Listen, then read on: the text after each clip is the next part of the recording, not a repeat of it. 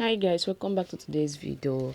It's your girl Dara Fashion Inspiration. How are you all doing? In this video I'll be sharing with you this amazing latest Valentine nail design, guys. In here you'll be seeing a lot of amazing style that you will love to fix on this coming Valentine, guys.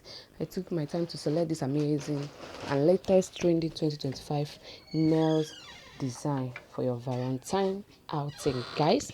This nail design is so great. This French manicure is very beautiful, very outstanding. In here we have a lot of amazing different colors that you will love. Stay tuned and watch this video to the end. Don't forget to subscribe to our channel, give this video a thumbs up, comment, like, share and subscribe. If you have not turned on your notification bell, do so to turn it on, and subscribe to my channel so that you'll be getting a lot of amazing fashion styles, hairstyle and hair design inspiration. For all my return subscribers, thank you so much. If today is your first time of seeing my video, you're highly welcome to Dora Fashion Inspiration.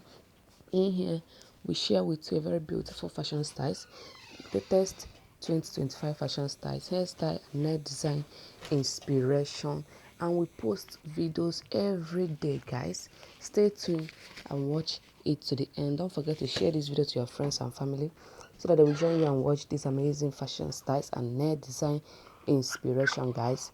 Stay tuned and be blessed. Don't skip the advert, guys. Watch it to the end.